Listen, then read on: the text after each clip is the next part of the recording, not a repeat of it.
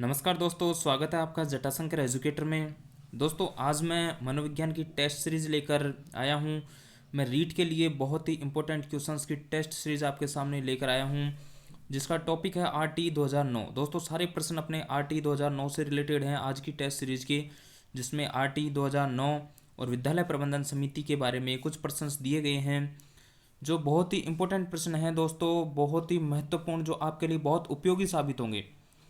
आप इन प्रश्नों को सॉल्व करके आप अपनी तैयारी भी देख सकते हो कि आपकी तैयारी कैसी चल रही है, क्या ये सारे क्वेश्चंस आप अटेम्प्ट कर पाते हो। अगर सारे प्रश्न आप अटेम्प्ट कर पाते हो तो आपका ये कॉन्सेप्ट क्लियर है, आपका टॉपिक आरटी 2009 पूरी तरह क्लियर है। तो दोस्तों शुरू करता हूँ मैं अपना वीडियो और लेके चलता हूँ आपको क्वेश्चन नंबर 1 की ओर। देखिए दोस्तों, ये हमारा प्रश्न नंबर 1 है। आरटी 2009 में निर्दिष्ट अनुसार राजकीय प्राथमिक विद्यालय ऊपरलापाड़ा में प्रवेश दिए गए विद्यार्थियों की संख्या 204 है, तो विद्यार्थी अध्यापक आवश्यक अनुपात होगा।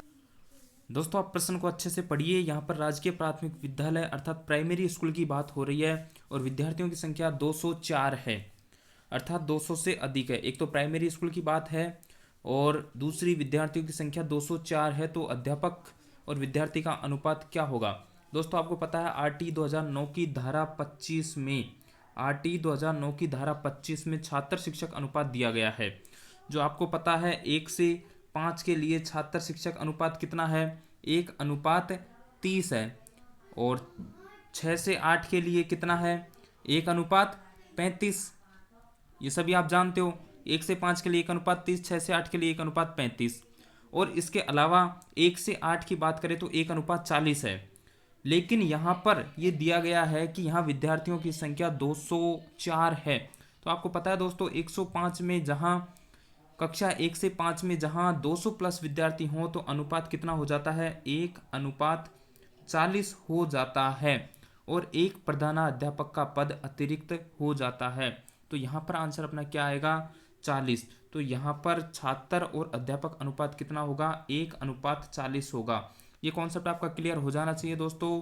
वैसे अनुपात 1 से 5 के लिए 1:30 है, 6 से 8 के लिए 1:35 है, लेकिन सामूहिक रूप से 1 से 8 की बात करें तो 1:40 होता है।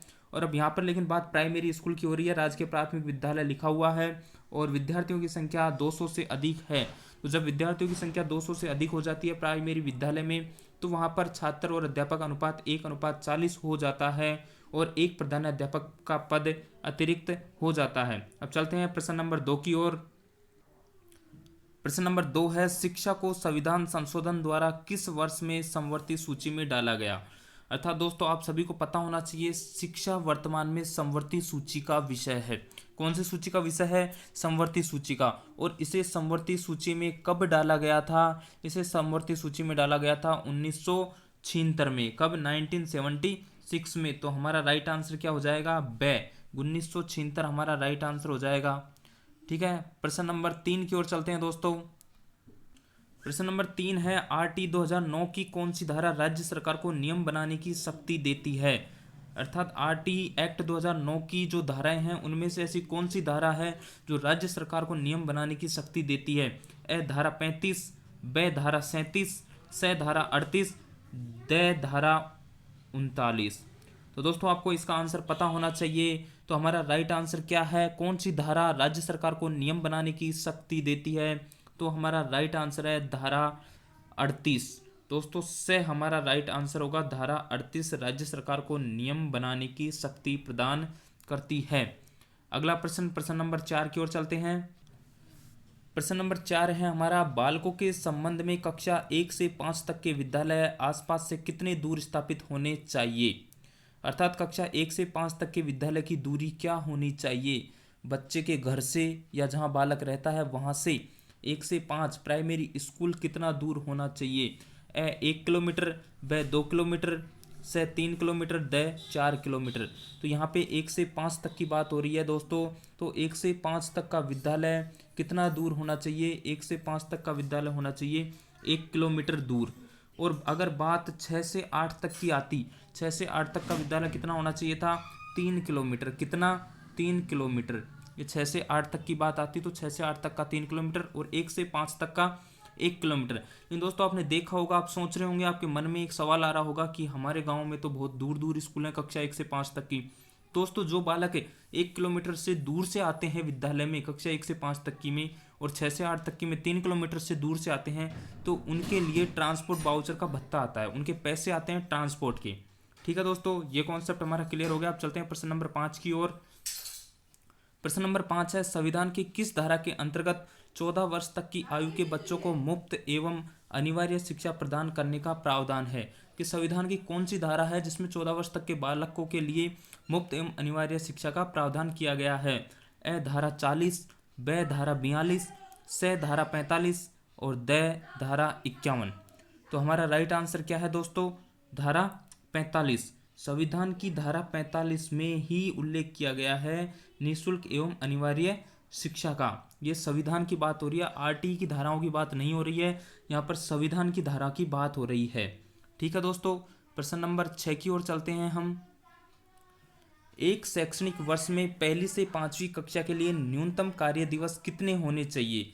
यहाँ पर कक्षा 1 से 5 तक की बात हो रही है और पूरे शैक्षणिक वर्ष की बात हो रही है कि 1 से 5 तक के बच्चों के लिए न्यूनतम कार्य दिवस कितने होने चाहिए? ए 120, ब 220, स 200 और द 100।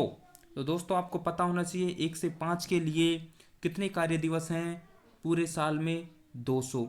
अगर यहाँ से आ जाता 6 से 8 के लिए, तो दोस्तों 6 से 8 के लिए आपको पता होना चाहिए कितने हैं? 220 कार्य दिवस हैं पूरे वर्ष में। और अगर हम शैक्षणिक घंटे की बात करें कि एक शैक्षणिक वर्ष में कितने शैक्षणिक घंटे होने चाहिए, तो दोस्तों 1 से 5 के लिए कितने घंटे हैं? 800 घंटे। कितने? 800। और 6 से 8 के लिए 1000 घंटे। ये पता होना चाहिए दोस्तों आपको। और पूरे एक सप्ताह में कितने घंटे हैं टीचर के लिए? 45 घंटे। ठीक है दोस्तों, ये हो गया क्लियर। चलते हैं प्रश्न नंबर 7 की ओर। प्रारंभिक शिक्षा में कक्षा सम्मिलित है। अब यहाँ पर बात हो रही है प्रारंभिक शिक्षा की। प्रश्न को ढंग से पढ़िए दोस्तों, आप अच्छे से पढ़ेंगे प्रश्न को एकदम क्लियर सही माइंड से, तो आप प्रश्न का सवाल बिल्कुल आंसर उसका बिल्कुल सही दे पाएंगे। कि प्रारंभिक शिक्षा में कक्षा सम्मिलित है, यहाँ पर पूरी प्रारंभिक शिक्षा की बात हो रही है। तो 1 से 5 तक की कक्षा सम्मिलित है, या 6 से 8 तक की, या 1 से 8 तक की, या इनमें से कोई भी नहीं। तो दोस्तों प्रारंभिक कक्षा में अर्थात प्रारंभिक शिक्षा में 1 से 8 तक की कक्षाएं सम्मिलित होती हैं, अर्थात इसमें प्राइमरी और अपर प्राइमरी दोनों होती हैं। प्राइमरी और अपर प्राइमरी दोनों प्रारंभिक शिक्षा में ही आते हैं, अर्थात 1 से 8 तक की जो शिक्षा है, कक्षाएं हैं, वो प्रारंभिक शिक्षा के अंतर्गत आती हैं। प्रश्न नंबर 8 देखिए, आरटी एक्ट 2009 को राजस्थान में कब से लागू किया गया? दोस्तों हाँ, आपको पता होगा आरटी एक्ट 2009 पूरे देश में 1 अप्रैल 2010 से लागू हुआ था। ठीक है, लेकिन राजस्थान में ये कब लागू हुआ था? आरटी एक्ट 2009 को राजस्थान में कब लागू किया गया था? 29 मार्च 2011, 20 जुलाई 2009, 4 अगस्त 2009, 28 मार्च 2011। इसे राजस्थान में कब लागू किया गया था? आरटी एक्ट 2009 को राजस्थान में कब लागू किया गया था? तो दोस्तों इसका राइट आंसर है ऑप्शन नंबर ए, 29 मार्च 2011 को आरटी एक्ट 2009 को राजस्थान में लागू किया गया था। अब चलते हैं प्रश्न नंबर 9 की ओर। आरटी 2009 में कितने अध्याय व धाराएं हैं? दोस्तों बहुत इंपॉर्टेंट क्वेश्चन है, कई बार डीएसएसबी, केवीएस और अन्य एग्जाम में पूछा गया प्रश्न है, बहुत बार पूछा गया है ये कि आरटी एक्ट 2009 में कितनी धाराएं हैं और कितने अध्याय हैं। तो दोस्तों आप इसका राइट आंसर आपको पता होगा, आपने आरटी एक्ट अगर 2009 पढ़ा है अच्छे से, उसमें धाराएं पढ़ी हैं और अध्याय पढ़ा है, तो आपको पता होगा। तो बताइए क्या है इसका राइट आंसर? 8 अध्याय 37 धाराएं, ब 7 अध्याय 38 धाराएं, स 2 अध्याय 25 धाराएं, द 1 अध्याय 38 धाराएं। तो दोस्तों इसका राइट आंसर है ब, ऑप्शन नंबर ब, 7 अध्याय और 38 धाराएं हैं। इसके अलावा एक अनुसूची भी है आरटी एक्ट 2009 में। आरटी एक्ट 2009 में रट लो, इसको याद कर लो दोस्तों अच्छी तरह, 7 अध्याय और 38 धाराएं आरटी एक्ट 2009 में हैं, और इसके अलावा एक अनुसूची भी है। चलते हैं अगला प्रश्न नंबर 10। भारत में स्कूली शिक्षा को अनिवार्य किए जाने की मांग सबसे पहले किस बिल में की गई?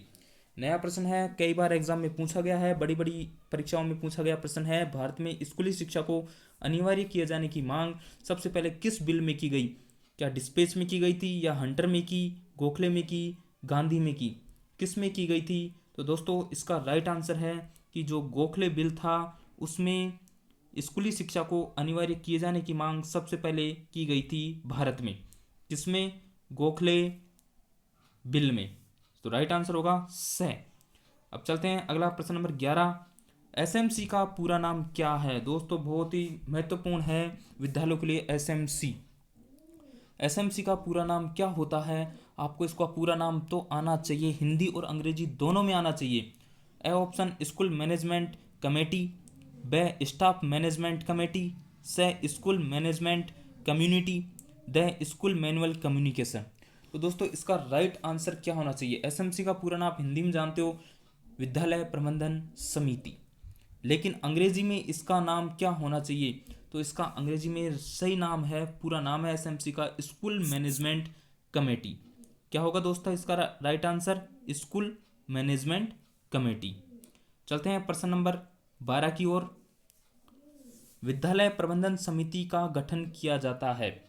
विद्यालय प्रबंधन समिति का गठन किया जाता है धारा 19, धारा 20, धारा 21, धारा 28। यहाँ पर आरटी एक्ट 2009 की धाराओं की बात हो रही है कि कौन सी धारा में ये कहा गया है कि प्रत्येक विद्यालय में एक विद्यालय प्रबंधन समिति होगी? क्या धारा 19 में कहा गया, धारा 20 में कहा गया, धारा 21 में, धारा 28 में? दोस्तों इसका राइट आंसर आपको पता होगा, आपने विद्यालय प्रबंधन समिति पढ़ी है तो बिल्कुल आपको इसका राइट आंसर पता होगा। इसका राइट आंसर है धारा 21। धारा 21 में कहा गया है कि प्रत्येक विद्यालय में एक विद्यालय प्रबंधन समिति होगी। प्राइमरी में एसएमसी और माध्यमिक में एसडीएमसी होती है वो। ठीक है दोस्तों, चलते हैं आगे प्रश्न नंबर 13 की ओर। विद्यालय प्रबंधन समिति का पुनर्गठन किया जाता है। यह भी बहुत महत्वपूर्ण प्रश्न है कि विद्यालय प्रबंधन समिति का पुनर्गठन कितने साल में किया जाएगा? तो देखिए, क्या हर 3 साल में इसका पुनर्गठन किया जाता है, या हर 2 साल में किया जाता है, या हर 1 साल में किया जाता है, या 6 महीने में किया जाता है? तो दोस्तों आपने पढ़ा है, आपको पता भी होना चाहिए, हर 2 साल में विद्यालय प्रबंधन समिति का पुनर्गठन किया जाता है। अर्थात इसमें सदस्यों को, अध्यक्ष को, इनको बदला जाता है हर 2 साल में। विद्यालय प्रबंधन समिति का पुनर्गठन कब किया जाता है? एसएमसी का पुनर्गठन कब किया जाता है? हर 2 साल में एसएमसी का पुनर्गठन किया जाता है। प्रश्न नंबर 14। विद्यालय प्रबंधन समिति में कुल कितने सदस्य होते हैं? बहुत महत्वपूर्ण प्रश्न है, वेरी इंपॉर्टेंट, लगा लीजिए इसको। विद्यालय प्रबंधन समिति में कितने सदस्य होते हैं? कुल की बात हो रही है, कुल कितने सदस्य होते हैं? 15, 16, 14, 13। तो दोस्तों इसका राइट आंसर है बे। विद्यालय प्रबंधन समिति में कुल 16 सदस्य होते हैं। कितने? 16 सदस्य होते हैं। ये सचिव सहित होते हैं। और विद्यालय प्रबंधन समिति का सचिव कौन होता है? प्रधानाध्यापक या संस्था प्रधान। अगर प्रधानाध्यापक नहीं है तो वरिष्ठतम अध्यापक होगा, वो विद्यालय प्रबंधन समिति का सचिव होगा। और अध्यक्ष और उपाध्यक्ष सदस्यों में से ही होते हैं, लेकिन इसका सचिव कौन होता है? जो स्कूल है उसका संस्था प्रधान होता है। विद्यालय का संस्था प्रधान विद्यालय प्रबंधन समिति एसएमसी का सचिव होता है। ठीक है दोस्तों, प्रश्न नंबर 16 की ओर चलते हैं हम। विद्यालय प्रबंधन समिति में कितने सदस्य माता पिता या संरक्षक अर्थात अभिभावक होते हैं? कि विद्यालय प्रबंधन समिति है उसमें प्रावधान किया गया है सदस्यों का बंटवारा। 16 सदस्य कुल हो गए, उनमें से कितने सदस्य माता पिता और अभिभावक होंगे? 3/4 होंगे, 1/3 होंगे, 2/3 होंगे, आधे होंगे? तो दोस्तों आपको पता होना चाहिए इसका राइट आंसर क्या है? 1/3। कितने होंगे? 1/3। विद्यालय प्रबंधन समिति के 1/3 सदस्य अभिभावक, माता पिता या संरक्षक होंगे। अर्थात 75% सदस्य होंगे वो अभिभावक, माता पिता या संरक्षक में से होंगे। कितने? 3/4 अर्थात 75%। अब चलते हैं प्रश्न नंबर 16 की ओर। विद्यालय प्रबंधन समिति में कितने प्रतिशत महिला सदस्य होंगी? ये भी आपको पता होना चाहिए। विद्यालय प्रबंधन समिति में कितने प्रतिशत सदस्य महिला सदस्य होंगी? ए 50%, ब 75%, से 25% और द 10%। तो दोस्तों इसका राइट आंसर क्या होगा? इसका राइट आंसर होगा ए 50%। विद्यालय प्रबंधन समिति अर्थात एसएमसी में 50% महिलाएं होंगी। अगला है हमारा प्रश्न नंबर 17, विद्यालय विकास योजना के निर्माण का उत्तरदायित्व किस पर है। दोस्तों आपको पता होगा विद्यालय प्रबंधन समिति बनती है तो उसके साथ ही विद्यालय विकास योजना का भी निर्माण किया जाता है। तो उसका दायित्व किस पर होता है। क्या पीओ विद्यालय विकास योजना का निर्माण करेगा, सीबीओ करेगा, विद्यालय कार्यकारिणी करेगी या विद्यालय प्रबंधन समिति करेगी। पीओ कौन होता है। पीओ पदेन पंचायत अधिकारी होता है, अर्थात सभी स्कूलों का हेड पीओ होता है, सारे स्कूलों को चेक कर सकता है। सीबीओ ब्लॉक का होता है, मुख्य ब्लॉक शिक्षा अधिकारी।